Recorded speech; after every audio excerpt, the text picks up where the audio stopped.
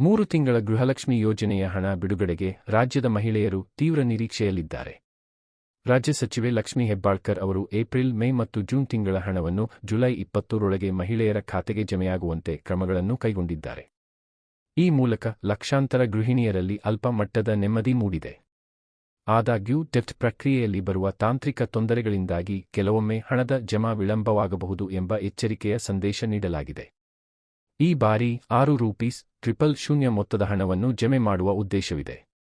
ಹಿಂದೆ ಫೆಬ್ರವರಿಯಲ್ಲಿ ಬಿಡುಗಡೆಯಾಗಬೇಕಿದ್ದ ಹಣ ಜೂನ್ನಲ್ಲಿ ಮಾತ್ರ ಲಭ್ಯವಾಯಿತು ಎಂಬ ಉದಾಹರಣೆಗಳಿಂದ ಮಹಿಳೆಯರು ನಿರೀಕ್ಷೆಯಲ್ಲಿಯೇ ಕಾಯುತ್ತಿದ್ದಾರೆ.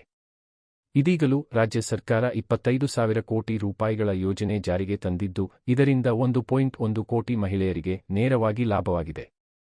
ಸರ್ಕಾರದ ಈ ಯೋಜನೆ ಸಹಜವಾಗಿ ಸಮರ್ಥನೆ ಗೈದರೂ ನಿರಂತರ ವಿಳಂಬವು ಸಾರ್ವಜನಿಕ ಅಸಮಾಧಾನಕ್ಕೆ ಕಾರಣವಾಗುತ್ತಿದೆ ಎಂಬುದನ್ನು ನಿರಾಕರಿಸಲಾಗದು. ಇದರ ನಡುವೆಯೂ ಸಚಿವರು ಜುಲೈ 20ರೊಳಗೆ ಹಣ ಖಾತೆಗೆ ಸೇರುವಂತೆ ನೋಡಿಕೊಳ್ಳಲಾಗುತ್ತದೆ. ದಿನಾಂಕ ನಿಗದಿಯಾದರೂ ಬ್ಯಾಂಕ್ ವ್ಯವಸ್ಥೆಯಿಂದ 2-3 ದಿನ ವಿಳಂಬವಾಗಬಹುದು ಎಂಬ ನಿಟ್ಟಿನಲ್ಲಿ ಭರವಸೆಯ ಸಂದೇಶ ನೀಡಿದ್ದಾರೆ. ಈ ಮೂಲಕ ಯೋಜನೆಯ ವಿಶ್ವಾಸ ಮತ್ತು ಮಹಿಳೆಯರ ಧೈರ್ಯವನ್ನು ಪುನಃ ಸ್ಥಾಪಿಸಲು ಸರ್ಕಾರ ಶ್ರಮಿಸುತ್ತಿದೆ.